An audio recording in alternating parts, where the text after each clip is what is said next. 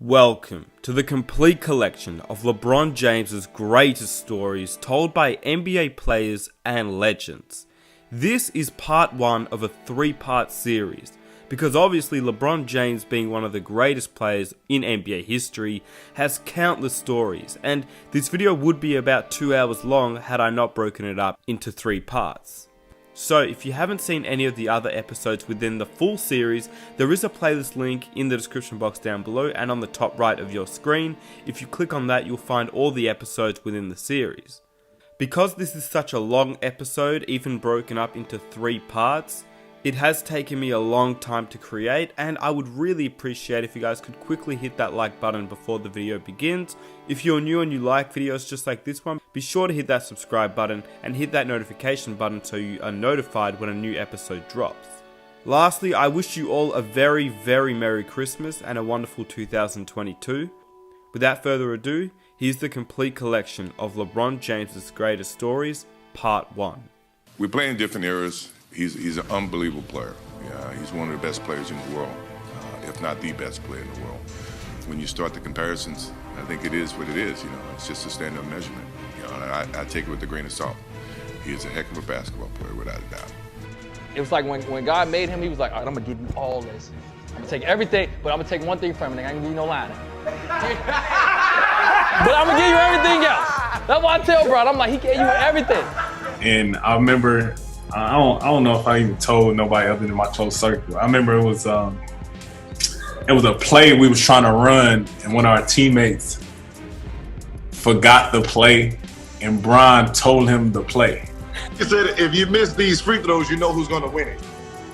All right, now, what makes it worse is this. Bron says, I'm gonna get to this spot and shoot, but if I get here and any one of them is flinching off of their man, I'm beaming it to that man.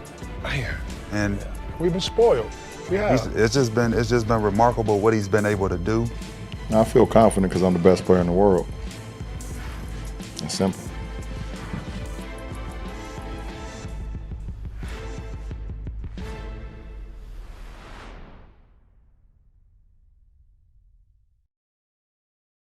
For years, I always caught so much flack. Us being the better team or whatever we was at one point in the Eastern Conference Finals, and people not realizing, like, it's tough to get past this motherfucker. I don't care who you are, you know what I mean? And see him come to the West and be able to do the same thing, it's a testament to his greatness and, his IQ to the game when he go out there and play. I remember, like you said, 16 when we went to the Eastern Conference Finals. We won game 3 and 4, and it was like a whole nother mindset click for him. And the player to coach against, and one most difficult and going through in the playoffs, was LeBron James.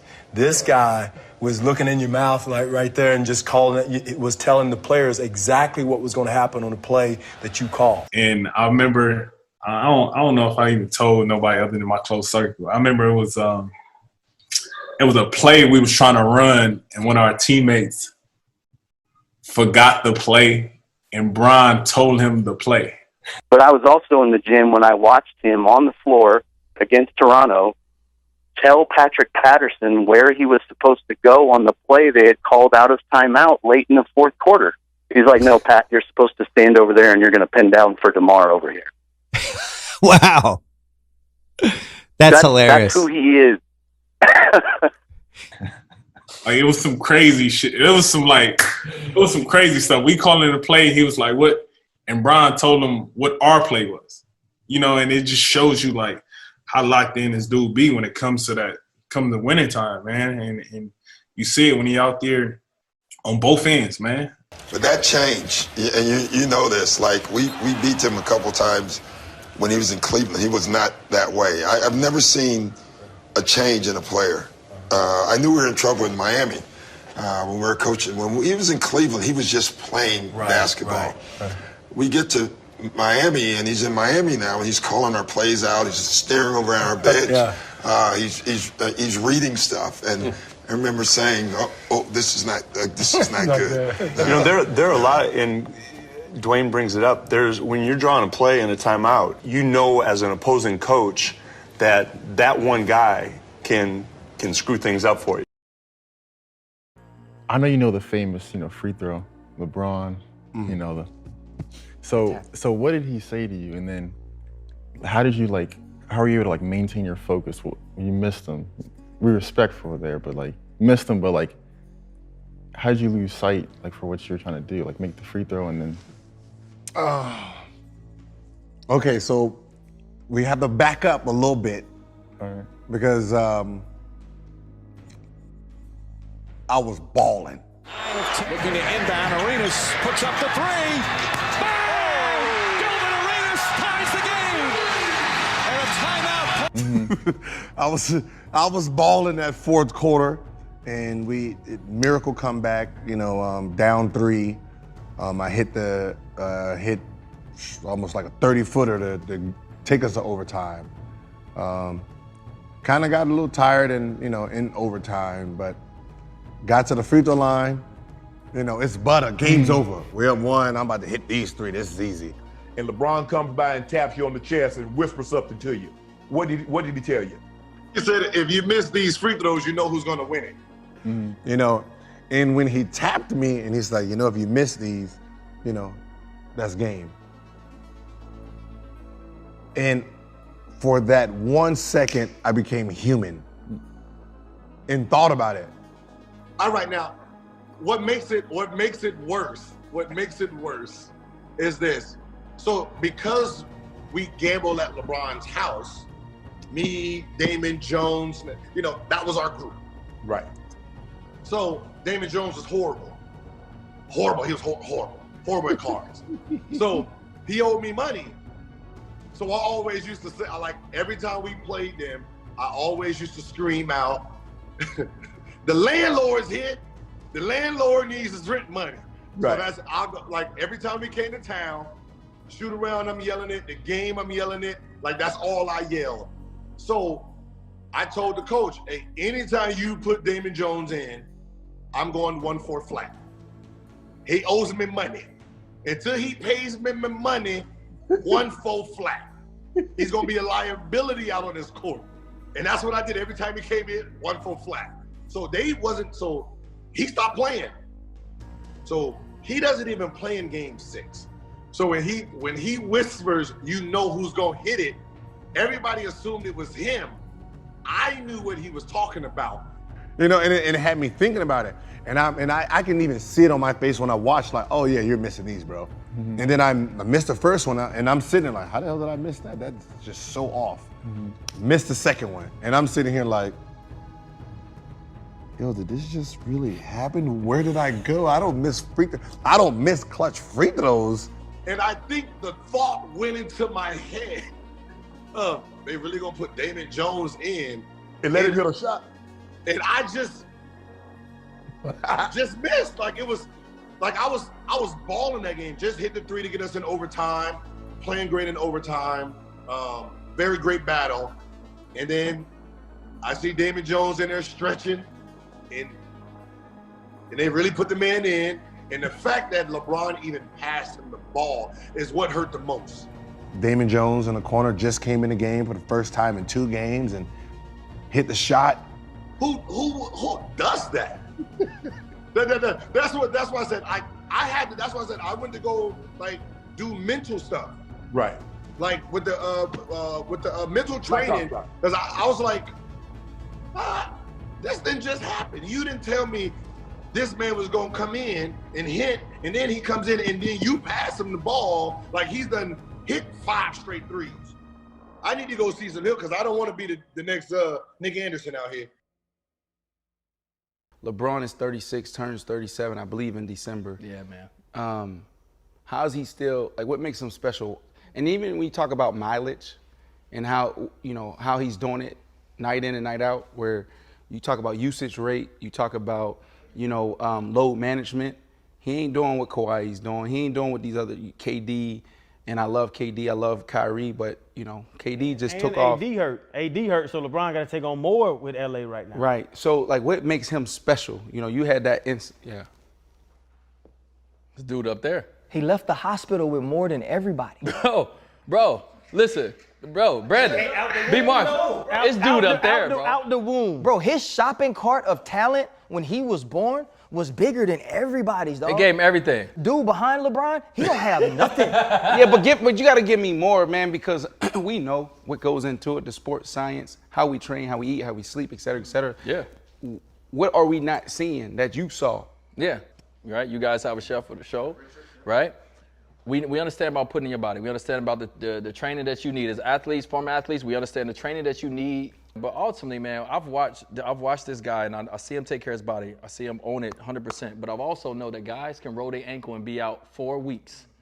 I've seen this guy roll his ankle and come back and give you about 20 in the fourth quarter. I'm talking about a bad roll ankle, and I'm like, oh, he done. He come right back. I'm out 4 weeks with this roll ankle. He come right back, fourth quarter, scored 20. Right. It was like when God made him, he was like, all right, I'm going to give you all this. I'm going to take everything, but I'm going to take one thing from it. I ain't going to give you no lining. But I'm going to give you everything else. That's why I tell Bron, I'm like, he gave you everything. He gave him everything. He just said, I'm going to just take this one thing. But when is he going to let it go, though? No, listen, as long as he got money, he ain't letting it go. He's too rich to let it go. Do you think he carry in his pocket the GOAT conversation? Does he want to be better than MJ? He said he's the GOAT. And then after I stopped, I was like, that one right there made you the greatest player of all time. You know, everybody was just talking how they were the greatest team of all time. Like, they was the greatest team to ever assembled. And for us to come back, you know, the way we came back in that fashion, I was like, you did something special. Like I said, man, bro, you my dog. You know this, though. Me and Bron been in arguments about this, though. Well, does he take that? Does he is he conscientious about that shit? Bron laughs at that shit, bro. Because I feel like he's in the conversation. Why the fuck does he I feel like he is the conversation. He's getting compared to Michael Jordan, dog. We having real life arguments in barbershops about who's better between him and Mike. So let me ask you this, though. Who he gonna get mad for? He don't get mad. Bron, that's what I'm saying about Bron. That's raw as fuck to me. Because me personally, I would be like, Mike got to play me one-on-one. Most people want to be the GOAT, and you can't get there, right? We fall short. We run out of talent. I ran out of talent. Injuries or whatever. LeBron is actually there. Do you think that takes away, do you think having this conversation sometimes takes away from what LeBron has accomplished? Yes, because he's not done. And we're talking about everything he's doing now, right? We talk about the GOAT, the greatest of all time. That's when a player is done, and now you can put their resume versus the next resume. Right now, we've been talking about LeBron as a GOAT since 2010. We're 2021. This man still got another 5 years to play if you know, God willing, he don't get hurt. So, like what I said, he will be a GOAT. Someone's going to say LeBron's my GOAT, hands down, nothing else. Just like I say Jordan's my GOAT. It's generational GOATs. That's what people got to understand. It's a lot of great players that play sports, but it's eras of GOATs. And everyone want to make one GOAT. It's impossible to make one GOAT because as great as LeBron is, it will be another. This is just the way the game is. This is the way the world works. It will be another person that come in and become someone's GOAT. Talk to us about, too, I mean, I don't know if it's true, but I heard that Bron saved your life. Man, look. Swimming shit, any truth to it? I just want to know if it's true. It's true, man. What happened? We was in like the little grotto, like in the Bahamas. You know, you can swim underneath. Because Jack is scared to get in the bathtub, so you can't swim neither? I can swim, but I'm gonna tell you some real shit. I can survive. Okay, that's important. I can survive. That's what you need. So we in there, and we trying to get back. Everybody swimming back to the boat, but I'm snorkeling too. We snorkeling on the way back, and my head is in the water. And I'm snorkeling, and I look up. And every time I look up out the water, the boat is further and further away. No. And I'm getting pushed by the current. The undertow and current. And I'm like, yo. Like, niggas is looking at me like I'm joking. I'm like, yo, I need help. Like this. I'm swimming, I'm like this. I'm trying to hold on to a rock. You was exhausted. I was exhausted. I'm like, I ain't gonna fight that current like that. So the one guy was like, just don't fight it. You know what I'm saying? Let it, just go with it. Go with the flow. And I see Bron jump in the water. He just, you know, Aquaman jump in the water. Because D-Wade was right in front of me. D got on right before me. So I'm thinking D going come back, but I know D ain't rocking with the water like that. You know? So D over there like, he like, yo, go get him. Like, go get him. And I just see Bron just coming like, I got you, champ. I got you.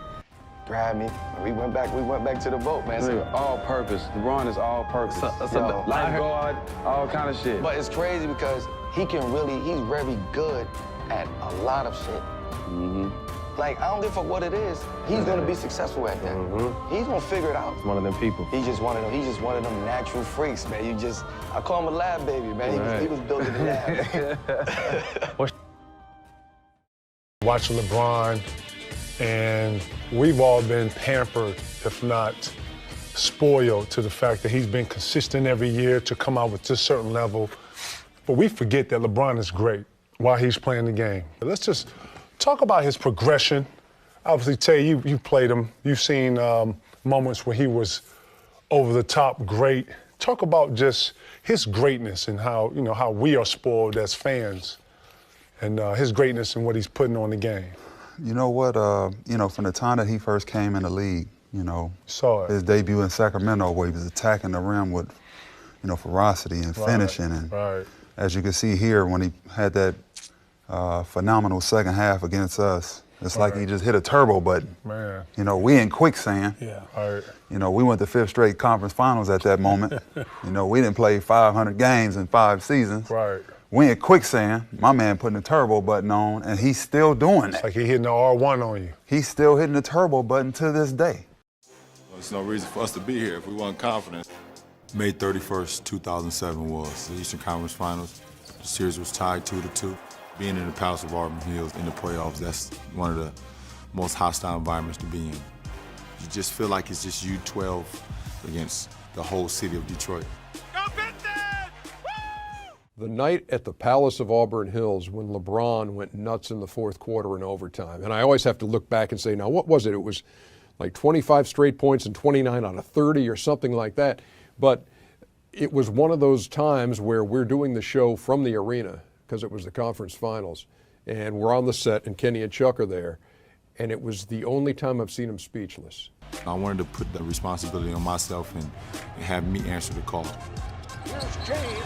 Yes, and it counts. The Cavaliers down by 1. Maxfield defending on James. The defense was flat.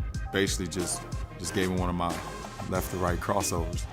Once I seen I had him off balance, I wanted to try to be aggressive as I could to make Tay not even thinking about, you know, coming over and try to block the shot. LeBron with a step back stuff. He has been spectacular. As the fourth quarter started running down, it got to a point where I say, we've come this far. There's no looking back now. As a leader, I can't allow my team to fail. Down to 10. James with the step. This has been some kind of performance by this young guy. You start to notice that you're in the zone. All you're thinking about is your next make. Here's James. He scored 15 of the last 16 points. You know, everything is working, so now you have the defense off balance. They don't know if you're going to pull up and shoot a jump shot. They don't know if you're going to shoot a fadeaway. Shot clock to 5. James has to fire and scores. Oh, my. LeBron James, he has scored the last 20 of the Cavs' last 21 points. I think we've gone from having a winner in this game to having a survivor. It's one thing to leave a fan speechless, but when you leave a player speechless, because they've been there, they know what it takes to play in a playoff game, you know, what it takes to win. And when they see a player doing it to that level that LeBron did that night, and they're just like, I mean, I was getting that look. But as we were watching it, it was just like shake your head, jaw dropping. Wow. It was like, who's going to dig down to win this basketball game? On top LeBron, behind the back dribble, force, filled it up. I don't believe it. He scored the last 24 of the last 25. Jumps up a 3, it's through. 46 points for LeBron James. He has scored the last 27 of the last 28. 24 seconds to go in double OT. Baseline left sheet, turnaround gun blocked, no foul. Cavaliers at possession with 11.4 to go. Set it here. Bring LeBron to the top. Make sure you drive it. That's the last shot. That's what I stay after practice for, and this is what I be in the weight room for. If it's that one game where you need to use every little bit of energy to help your team win. James working it down. 5 seconds. 4, 3. James scores, and the Cavaliers come away with an probable victory here at the Palace. He had a magical game against the Pistons. Because you played against Jordan when he was, do you see the same velocity? You see similarities there? The difference is, they're both equally great. LeBron James always came to the game with the same thing that you came to the game with, where he was concerned about others, right? Not only did he have to score, but he also had to make this one better, and he had the responsibility. Jordan, Kobe, took it on himself. Those guys, they come to the game and it's like, okay, how many points you need to win? 40, right? Oh, 41 good enough? All right, tomorrow I'm going to get 50. Oh, 50 ain't good enough? Okay, I can get 60. 48. He had 48. 48 points for LeBron James. He scored 29 of the last 30. One of the great performances of all time. Man. And we've been spoiled. We have. It's just been remarkable what he's been able to do. And not only that, he came into the league with a lot on his shoulders. Right. What's LeBron like? LeBron, he's a cool guy. He's a guy that actually, for me, when I was coming through college, when I first met him, he came to a couple of my games. He's just real down to earth, approachable. Gave me a lot of mental, nuggets that I could take with me as I started my own NBA career. And obviously as a basketball player, the dude's amazing. So somebody that has a lot of pressure on him and somehow seems to keep getting better. I know how we felt playing against Jordan. Like, Jordan was the most dominant player in our era, and we would talk for hours on the phone watching him play against another team, just admiring him play. But at the same time, it was like there were things that he did in the air that we just couldn't do. And I look at LeBron James in this era, and I say he's doing things that, y'all just can't do. How do y'all feel about LeBron? And then we can talk about how we talked about Jordan. I'd say in terms of, one guy being able to change the course of a game the way he can. He controls the pace. He does things that you kind of look like, how did he do that? Yeah. It doesn't matter sometimes how great a defense you play on him. And sheer strength and power to get to the basket. He's obviously developed that outside game that keeps you honest. It's something that you need all antennas up, all 5 guys every night, and if you don't bring it, he's liable to try to expose you. So in terms of that first championship run, matching up with him, and some of the stuff that he did on a nightly basis, it was spectacular. But at the end of the day, like, that gives you even more kind of competitiveness and fire to try to figure out how to overcome it and still win. And it gives you a little bit more gratifying feeling when you do too. So. Do you feel like a strength difference? Because we talk about it a lot on television when we say, oh, he's so much bigger and stronger. But I don't know what it's like to feel it. Can you describe? Oh, you can feel it, especially on the block in transition. You're just in awe of, I've never seen such a big human move so lightly on his feet. Like, his steps are small, but they're so quick. It's incredible. I remember one time in the finals, I got the ball on a break, and Andre was behind me, Iguodala, and LeBron was chasing me. He said, "You better dunk it, you better dunk it." So I went up to flush it, and I almost killed myself because I was nervous. LeBron was going to come by and just said, "You better dunk it," because he was coming full speed. So the landing wasn't pretty. So I made sure I flushed that thing because I wasn't trying to see that ball go to half court. Right. So that's just kind of the presence he has in the court. You know where he's at all the time. He's great at playing free safety, kind of like Jordan was, and you're just in awe of the things you can do in the air. I mean, like you said, me and Steph could never do these things, no matter how much we work on our vert, how many squats we do. We'll never be able to jump 40 inches and alter our body like that. We got to get it fundamentally. We got to get it with skill, but those dudes blend it with skill and just sheer power. There's no nights off, and that's draining. Yeah, I know who he is.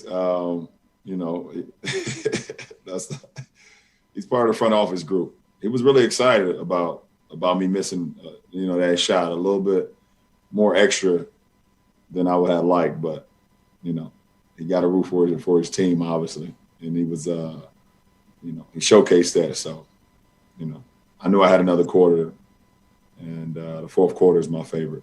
Read it perfectly. LeBron 3-on-2. LeBron all the way. LeBron scores. 8 points. LeBron again. The deal all the way. LBJ. Throw it down. Timeout. Cleveland. Here comes Braun all the way to score. We've only got 3 to shoot. Logo 3 for LeBron. It's LeBron. Just hit that big 3. Down the middle he goes. 3. LeBron stepping back for a 3. Off the court 2 in this area. 3. Oh, now. Trying to get it in the fridge. LeBron, tough shot. Nothing too tough for the King tonight. Nothing too tough. He was definitely the reason why LeBron went for 21 in the fourth quarter and outscored the whole Cavs team. So, you know, he looked for anything similar to what Kobe did, look for anything for motivation, and he definitely found it. The real part about it, look at the head snap. It was a quick head snap. Like, Right? oh, no, you didn't. Like Just he wait. knew And the then he laugh. looked back Like at he him knew again. who laughed. Exactly. Like I heard said, that laugh I got you. You want to wake me up? I got something for you right here. And he went off. And that is the end of this first episode of this 3-part series. If you would like to see part 2, be sure to hit that like button.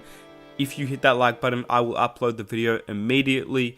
Be sure to hit that subscribe button, and to stay notified, hit that notification bell. And I will catch you guys in part 2. I'm out. Peace.